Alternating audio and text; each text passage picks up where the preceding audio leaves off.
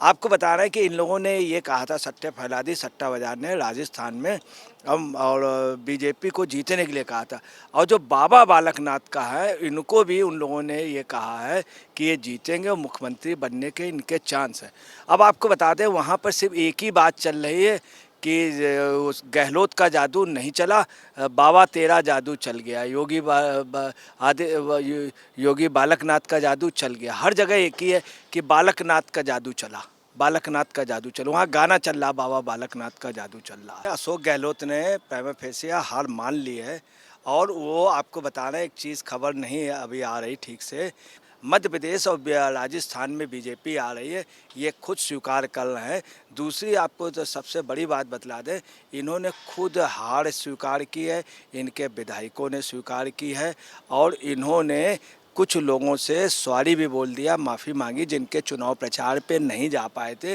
नमस्कार, स्वागत है आपका एचडीवी न्यूज पर। मैं हूं आपके साथ शेरिन। 5 राज्यों के एग्जिट पोल सामने आ चुके हैं, जिसमें से मध्य प्रदेश और राजस्थान में मेजोरिटी के साथ बीजेपी सरकार बनाती हुई नजर आ रही है। एक तरफ एग्जिट पोल तो वहीं दूसरी तरफ सट्टा बाजारों में भी यही जो आकलन जो है वो सामने आ रहा है, यानी कि सीधा सीधा झटका जो है वो कांग्रेस को मध्य प्रदेश और राजस्थान में लगता हुआ दिखाई दे रहा है। और इसी के साथ अगर राजस्थान की बात करें तो कुछ जो निर्दलीय विधायक हैं, जिनकी जीतने की सबसे ज्यादा संभावनाएं हैं, वो भी बीजेपी के कनेक्शन में यानी कि बीजेपी के संपर्क में है। और इसी के साथ सबसे बड़ा सवाल ये है कि आखिरकार मुख्यमंत्री की रेस में कौन है सबसे ज्यादा आगे राजस्थान में, तो वो नाम है बाबा बालकनाथ का। इस पूरे मामले पर बात करते हैं कि जिस तरीके से इस बार जादूगर अशोक गहलोत का जादू पड़ गया है फीका, और कहीं ना कहीं भगवाधारी बाबा बालकनाथ का जलवा जो है वो राजस्थान में दिखाई दे रहा है।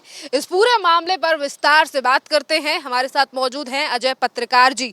सर, 5 राज्यों के चुनाव हुए, उनके जो एग्जिट पोल हैं वो सामने आ चुके हैं। सट्टा बाजार के आंकड़े को लेकर, जिस पर अशोक गहलोत पहले से ही डरे हुए थे और कह रहे थे कि सट्टा बाजार कुछ भी कहे, एग्जिट पोल कुछ भी कहे, सरकार हम बना रहे हैं। किस तरीके से देख रहे हैं आप, एक तरफ कांग्रेस की बौखलाहट और वहीं दूसरी तरफ एग्जिट पोल और सट्टा बाजार? देखिए, जो पोजीशन है, हकीकत ये है कि जो सट्टा बाजार कह रहा है, आपको बता दें, फैलादी सट्टा बाजार 500 साल पुराना है। 500 वर्ड इतिहास में, मतलब अकबर के समय का आप समझ लीजिए। और उसका ऐसा वैसा इतिहास नहीं है, बहुत मशहूर रहा, अंग्रेज़ों के समय रहा, तमाम शासकों ने, तमाम नवाबों में ने उस सट्टा बाज़ार की बहुत वैल्यू थी। दूसरी आपको बता रहे हैं, हिंदुस्तान में सट्टे की रीच जो है वो गली गली तक है, गली गली। ये क्रिकेट का सट्टा, मैचों का सट्टा, तमाम चीज़ों का सट्टा, कई खाद्यान्न का सट्टा। और आप समझ लीजिए कि हकीकत ये है कि अगर सट्टे का इसको हटा लीजिए तो इकोनॉमी कमज़ोर हो जाएगी, ये स्थिति हो जाती है, मनी के चलन कराते हैं, ऐसा लोगों का मानना, और शास्त्री भी मानने को तैयार हो जाता है। जबकि ये सट्टा जो है देखा जाए गैर कानूनी है। आपको बता रहे हैं कि इन लोगों ने ये कहा था, सट्टे फैला दी सट्टा बाजार ने राजस्थान में हम, और बीजेपी को जीतने के लिए कहा था। और जो बाबा बालकनाथ का है, इनको भी उन लोगों ने ये कहा है कि ये जीतेंगे और मुख्यमंत्री बनने के इनके चांस है। अब आपको बता दें, वहाँ पर सिर्फ एक ही बात चल रही है कि उस गहलोत का जादू नहीं चला, बाबा तेरा जादू चल गया, योगी बालकनाथ का जादू चल गया। हर जगह एक ही है कि बालकनाथ का जादू चला, बालकनाथ का जादू चलो। वहाँ गाना चल रहा, बाबा बालकनाथ का जादू चल रहा।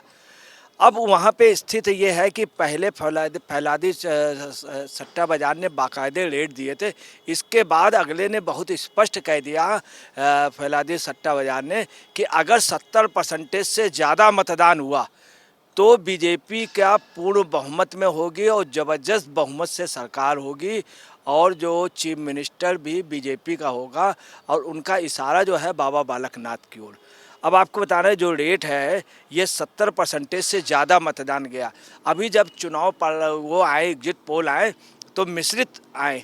कहीं पे बीजेपी को फाइट में दिखा रहे थे, कभी कभी बीजेपी को जीता वो दिखा रहे थे, राजस्थान कुछ लोग फाइट में दिखला रहे। परंतु उसके बावजूद भी फैलादी सट्टा बाजार का ये कहना है कि नहीं, बीजेपी फुल फ्लैश आ रही है, और 70% से अगर मतदान ज़्यादा हुआ है तो फिर निश्चित तौर पर ये और ज़्यादा परसेंटेज से आएगी। अब आपको रेट बतला देना क्या, बीजेपी के 120 सीटों पे लिए ऑड्स जो है वो 1 रुपया है। बीजेपी के 120 सीटों पे 1 रुपया। अब आपको बता रहे दूसरा 115 सीटों पे -85 रुपया, -85 मतलब 85 पैसा।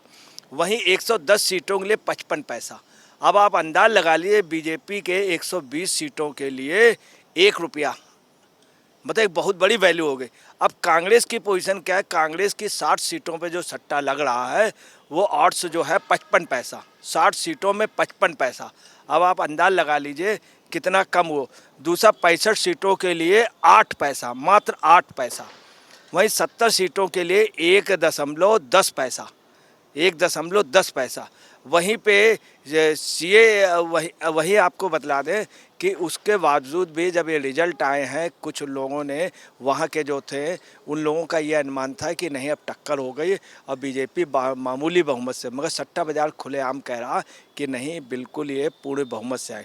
मध्य प्रदेश में भी सट्टा बाजार का यही कहना है, फैलादे और अन्य सट्टा बाजारों का, कि वहाँ पे भी बीजेपी फुल फ्लैश बनाएगी और वहाँ पे उनके अनुमान है कि लगभग 130 सीटों के आसपास रहेगी। यही राजस्थान में उनका मानना है कि 135 सीट के लगभग राजस्थान में होंगे और सबसे ज़्यादा जो लोकप्रिय चीफ मिनिस्टर होंगे उसमें बाबा बालकनाथ को कहते हैं। अब आपको फैलादी सट्टा बाजार का बता दें, ये जो डिसाइड करते हैं ये पूरे देश के लोग, बड़े बड़े बुकी हैं, बड़े बड़े आप समझ लीजिए कलकत्ता से, चेन्नई के कई कैपिटलिस्ट लगाते हैं यहाँ पे पैसा, बॉम्बे के, उत्तराखंड के, तमाम जगह के, दिल्ली के, ये सब लोग लगाते हैं।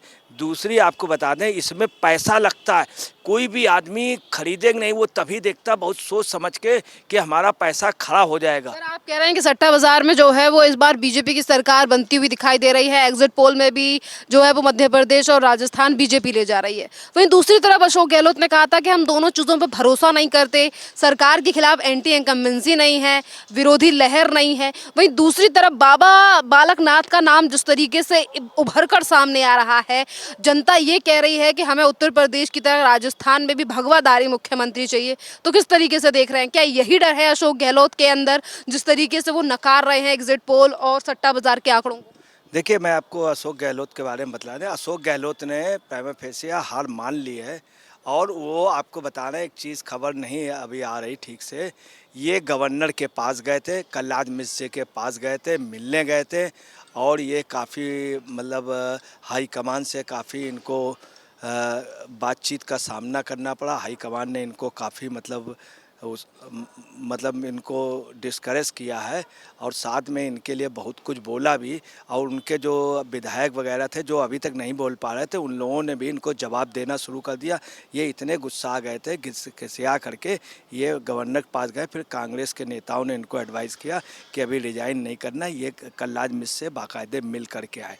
दूसरी आपको बता रहे हैं इन्होंने खुद हार स्वीकार कर ली। इन्होंने स्पष्ट कहा है कि हमारे बाद जो हमारी कुछ नीतियाँ हैं वो ना बदली जाए। क्यों मध्य प्रदेश और राजस्थान में बीजेपी आ रही है ये खुद स्वीकार कर रहे हैं।